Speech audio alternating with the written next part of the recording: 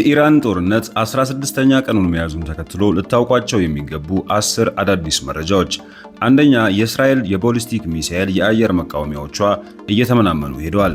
ይህ በቅርቡ በጦርነቱ ከተከሰቱ ክስተቶች እጅግ አሳሳቢ እየሆኑ ከመጡ ጉዳዮች አንዱ ነው። የአሜሪካ ባለስልጣናት እስራኤል የቦሊስቲክ ሚሳኤል መቃወሚያዎቿ በአሳሳቢ ሁኔታ እየተመናመኑ መምጣታቸውን ለዋሽንግተን እንዳስታወቀች ለሴሩፎም ተናግሯል።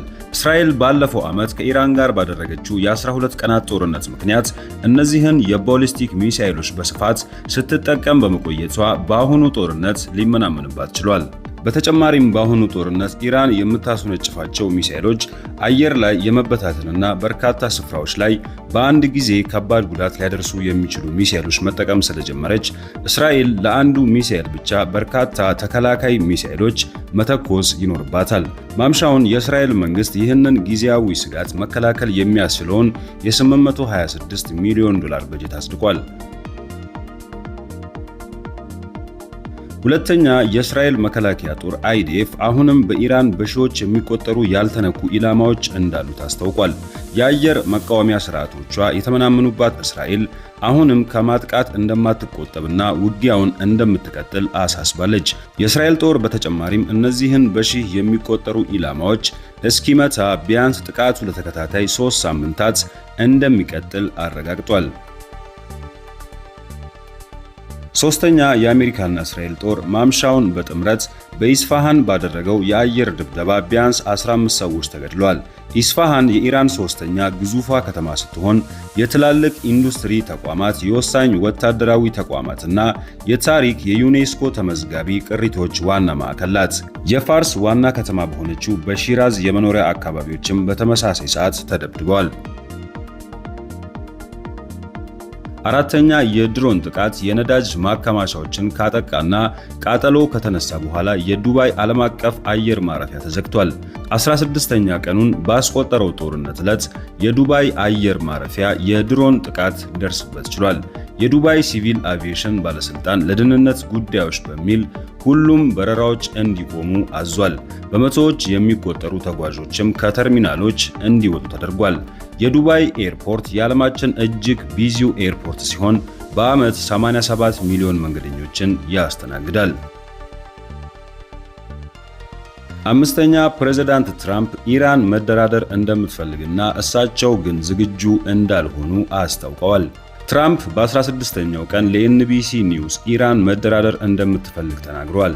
ትራምፕ አክለውም ቅድመ ሁኔታዎች በቂ ባለመሆናቸው ምክንያት መደራደር እንደማይፈልጉም ተናግሯል።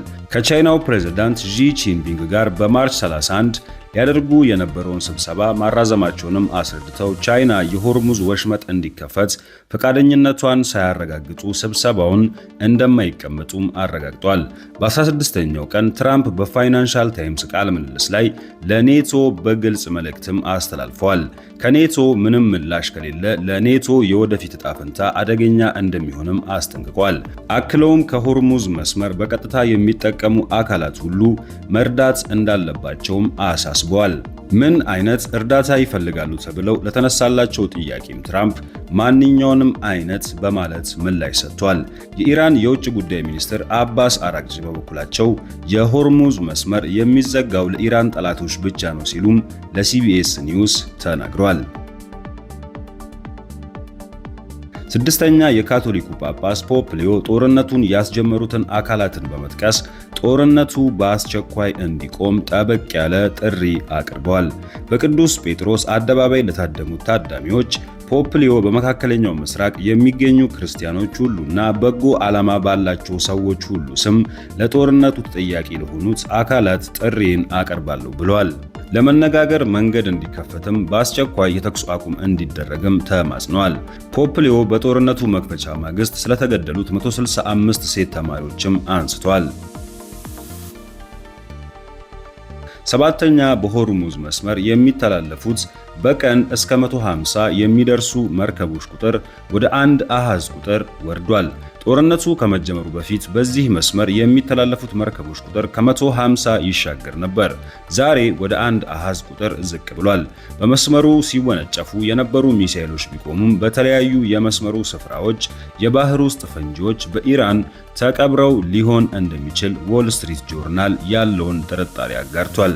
ስምንተኛ ዩናይትድ አረብ ኤሚሬትስ ጦርነቱ ከተጀመረበት ከመጀመሪያው ቀን አንስቶም 298 ቦሊስቲክ ሚሳኤሎችን፣ 15 ክሩዝ ሚሳኤሎችና 1606 ድሮኖችን መክታለች። እስካሁን 6 ሰዎች የተገደሉባት ሲሆን 142 ሰዎች ጉዳት ደርሶባቸዋል።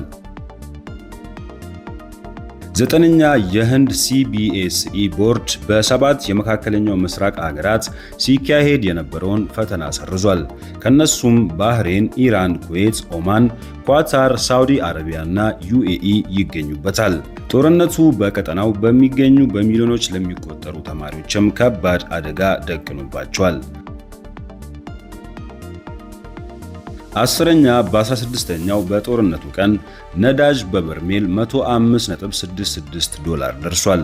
ይህም በታሪክ ከፍተኛው ዋጋ አድርጎታል።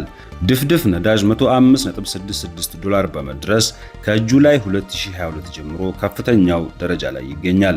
ጦርነቱ ከመጀመሩ በፊት $65 በበርሜል የነበረ ሲሆን ከ60 በመቶ በላይ መጨመር አሳይቷል። በአሁኑ ወቅት እየተካሄደ ያለው የዩናይትድ ስቴትስ እስራኤልና ኢራን ጦርነት የነዳጅ ዋጋን በማቃወስ በታሪክ አንደኛ ሆኖ ተመዝግቧል።